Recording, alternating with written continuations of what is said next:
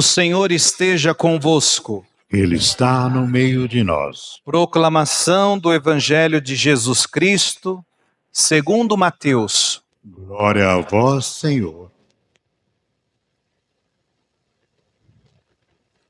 Naquele tempo, vendo uma multidão ao seu redor, Jesus mandou passar para outra margem do lago.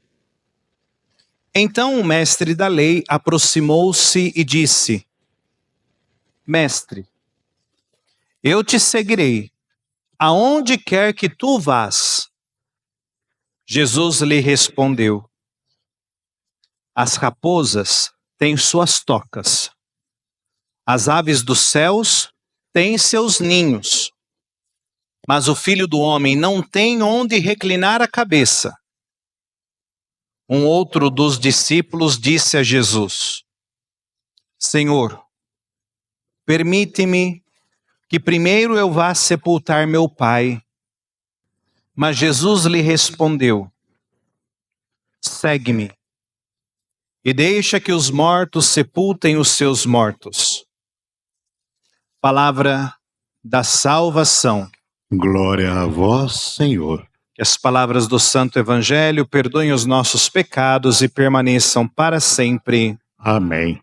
Se ouvires a voz do vento, chamando sem cessar, se ouvires a voz do mundo, querendo te enganar, a decisão é tua, a decisão é tua.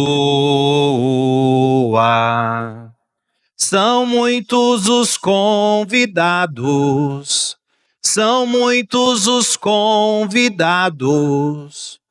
quase ninguém tem tempo, quase ninguém tem tempo.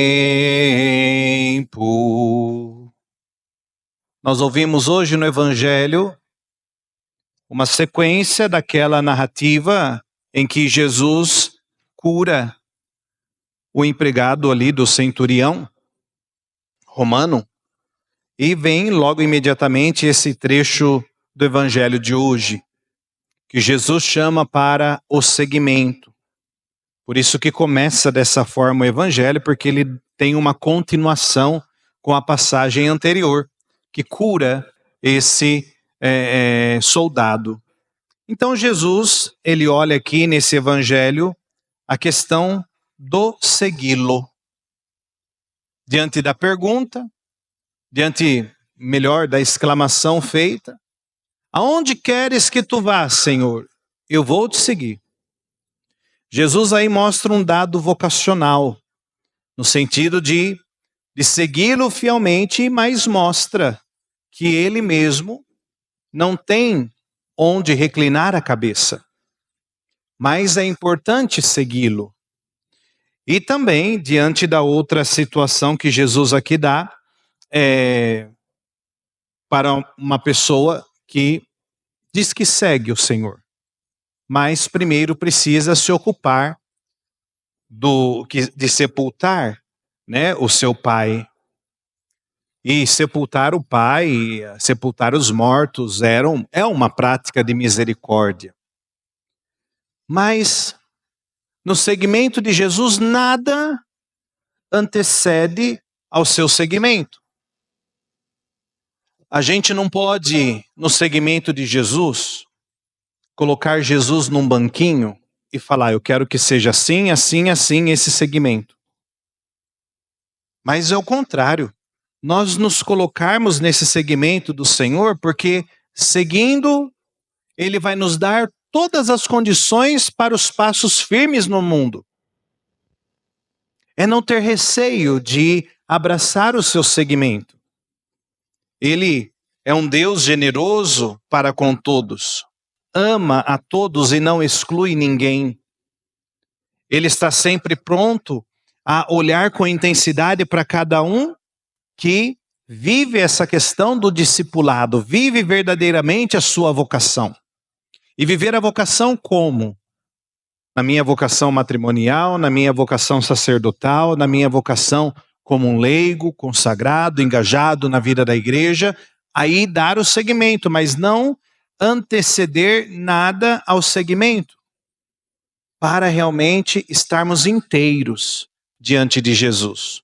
Por isso que até mesmo esse pequenino trecho dessa música nos fala muito, que a decisão é nossa, não tem o meio termo, ou eu sigo ou eu não sigo, ou eu estou no segmento do Senhor ou eu não estou no segmento do Senhor.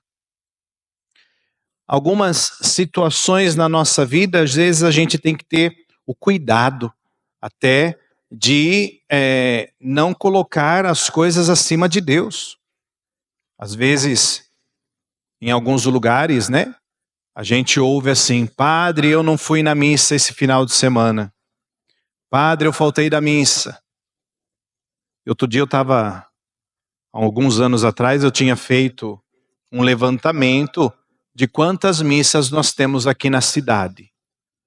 E eu sempre falava assim: olha, nós temos mais ou menos mais de 80 missas no final de semana. Será que não tem um horarinho, uma hora que eu possa dar para o Senhor naquele final de semana, que vai ser o meu horário sagrado daquele final de semana? A decisão é tua. Para o segmento, você o segue? E é importante que nós tenhamos essa atenção de nada antepor ao Senhor, porque Ele olha para nós com muito amor, com muita intensidade. Bonita essa primeira leitura que nós ouvimos hoje. Leitura que mesmo se tiver ali o Senhor não extermina uma cidade, porque aquele é importante. Eu não vou desistir daquele é assim que o Senhor fala. Vou até o fim por ele. E a gente pode até mesmo se colocar nesse mesmo se estivesse só nós. O Senhor não iria destruir uma cidade, porque nós estamos ali. E às vezes a gente vê essas situações, né, de bombardeamento.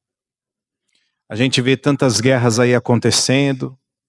Ouvi uma pessoa outro dia falando: não, é bom que destrua tudo mesmo, depois recomeça.